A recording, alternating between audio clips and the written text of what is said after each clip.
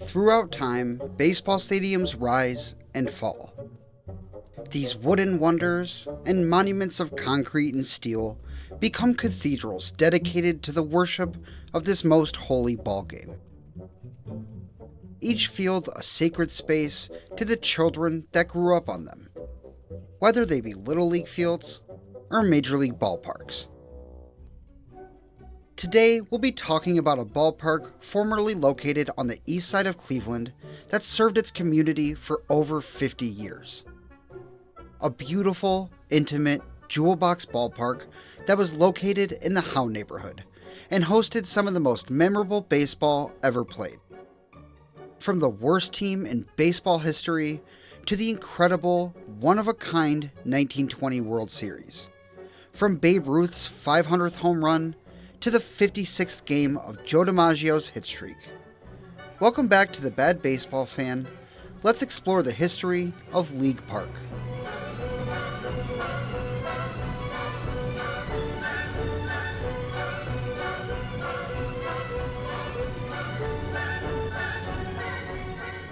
Before we dive in, I just want to thank you for being here.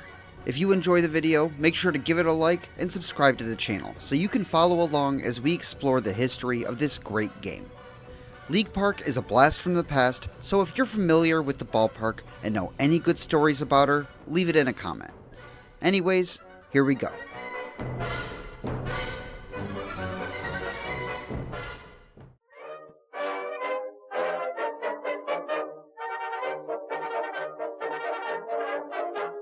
Major League Baseball in Cleveland, Ohio extends back as far as the 1879 season, when the Cleveland Blues joined the National League. The Blues lasted through 1884 before disbanding, being replaced by the Cleveland Spiders just 3 years later. The Spiders spent 2 years in the Major League American Association before making the jump to the National League in 1889. Playing in a small ballpark called National League Park, it became apparent quickly that the team needed a more proper place to play baseball. And in early of 1891, the city of Cleveland broke ground on a new, more professional ballpark. The stadium was to be in Cleveland's East Side Howe neighborhood, on the northeast corner of Dunham Street and Lexington Avenue. The location was chosen due to its proximity to a streetcar line that was also owned by team owner Frank Robison. Made out of wood, it was constructed quickly and featured a single-deck grandstand that wrapped around home plate, with a covered pavilion down the first base line, and bleachers placed throughout the park for further seating. The shiny new wooden ballpark inherited a nickname from its predecessor, League Park, and featured an opening capacity of 9,000 seats. Just in regard to shape, League Park offered a ton of character. Being made to fit into its local street grid, it was forced into an oblong, rectangular shape. A deep 375 feet down the left field line, 460 feet to dead center, and a measly 290 feet down the right field line. While the left field fence was only 5 feet tall, the right field fence was built to be 20 feet tall in order to compensate for the short distance. The support beams that held up this enormous wall jutted out into the inside of the ballpark, making the park infamous for hard-hit balls careening in random directions and confusing outfielders. The inaugural game took place on May 1st, 1891, as the Spiders hosted their cross-state rival, Cincinnati Reds. A full-capacity crowd of 9,000 showed up to watch the game, as legendary pitcher Cy Young took the mound for the Spiders and beat the Reds 12-3. It was the 24-year-old Cy Young's 11th of what would end up being a record 511 career wins. The team would finish the season with a losing record, but all in all, 132,000 people passed through the gates during the inaugural season at League Park. The next year, the Spiders would treat the fans to a second-place finish in the National League, earning them a spot in that year's World Series against the Boston Ball Club. For those who are unfamiliar, there were actually postseason World Championship Series prior to the modern World Series we know today. Starting in 1882 and ending in 1891, the National League champion played a postseason championship series against the champion of the rival American Association. But upon the folding of the American Association, it was decided that the series would continue with two National League teams. The 1892 season was a split one, with Boston taking the first half and Cleveland winning the second half, pitting them against each other in the World Championship Series. In what was a best-of-9 series, the Spiders fell apart, getting swept in 6 games thanks to a tie in Game 1.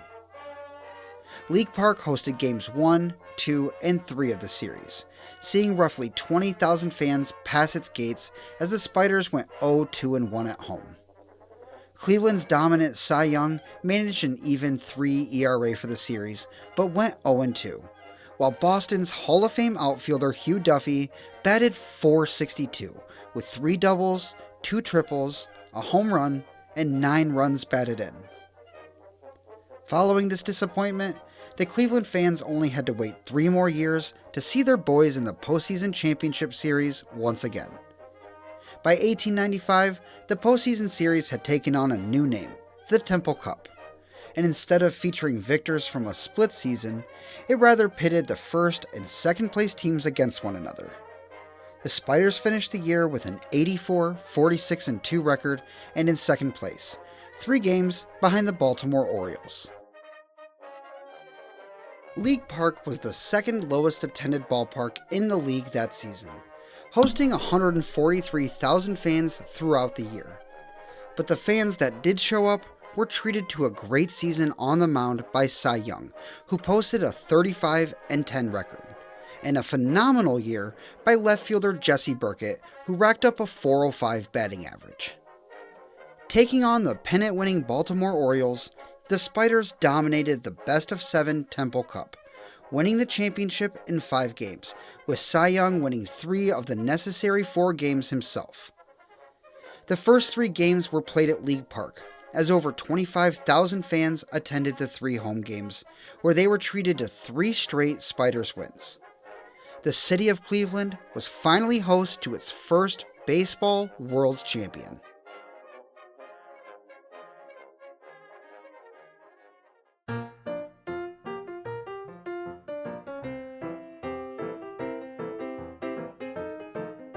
The Spiders marched right through 1896, much the same as they had the year prior. 152,000 fans attended League Park that year as their team finished second in the league once more with an 80, 48-7 record. And just like 1895, they finished the season behind the Baltimore Orioles, who had just wrapped up their 3rd consecutive National League pennant. Cy Young remained in form, posting a 28-15 record, as Jesse Burkett eclipsed his 1895 mark by posting a .410 average for the season. Unlike in 1895, though, the Spiders struggled during the Temple Cup. This time, the first 3 games were played in Baltimore at Union Park, and the Orioles took all 3 to take a commanding lead of the series before it pivoted to Cleveland. I can't find any attendance numbers for Game 4 of the series, but according to the SABR, interest in the Temple Cup had begun to wane and attendance was relatively low in Baltimore. So I think it's safe to say that there was a less than capacity crowd for Game 4 of the 1896 Temple Cup. This was likely for the best, as the Spiders lost the game 5-0 and the series 4-0. The 1896 Temple Cup was the last postseason baseball that League Park would see during its first iteration, and the last postseason play Cleveland would experience for nearly a quarter century. The Spiders fell to 5th place for the 1897 and 1898 campaigns, with 1897 seeing Cy Young throw his first career no-hitter on September 18th against the Reds. Despite their all-time great pitcher, the team's poor play caused attendance to fall pretty dramatically at the ballpark.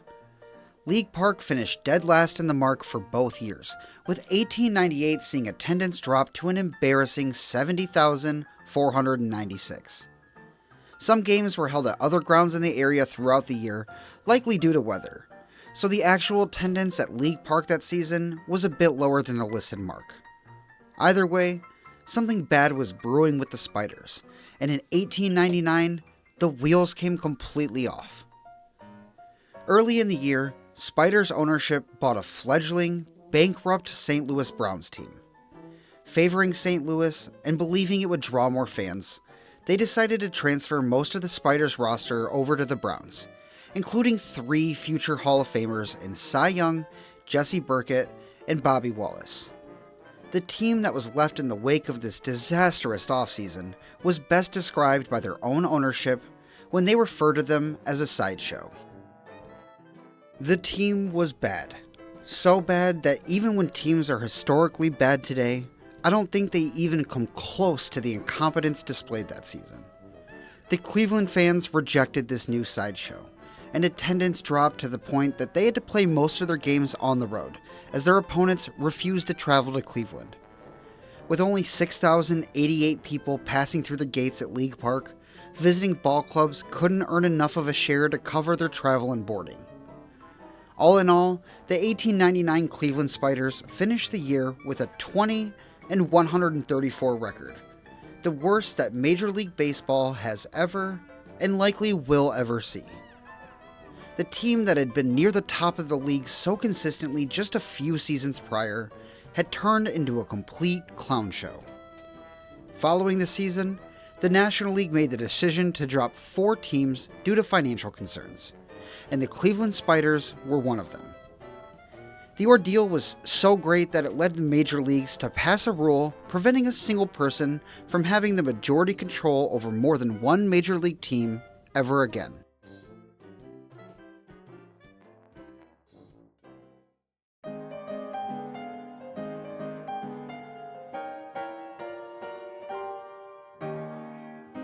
It appeared that League Park might sit vacant for a while, but the vacancy was filled rather quickly. The Grand Rapids furniture makers of the Western League moved in ahead of the 1900 season and re-established themselves as the Cleveland Lakeshores. Western League president Ban Johnson renamed his league to the American League and began to quickly work behind the scenes to bring the league into direct competition with the National League. In their one season as a minor league team and with their new name, the Lakeshores finished the year with a 63-73 record and in 6th place. Roughly 84,000 fans attended their games that year.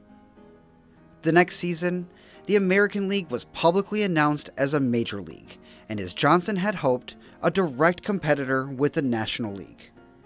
The Lakeshores, owned by a local millionaire named Charles Summers, reorganized going into the 1901 season, re-emerging as the newly minted Bluebirds, or Blues for short. Cleveland was to play host to Major League Baseball once again.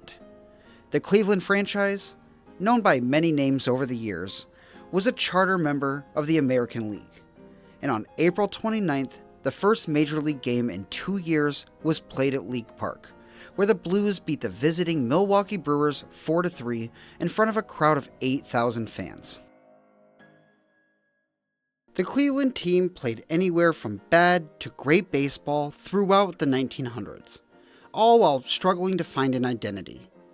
They started their tenure as a major league team being called the Bluebirds or Blues, but the players didn't take to it very well.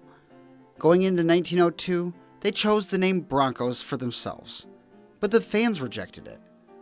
Finally, some identity came in the middle of the 1902 season when the team managed to acquire superstar second baseman Nap Lajoie from Philadelphia amidst a contractual and legal dispute that pitted the 2 major leagues against one another.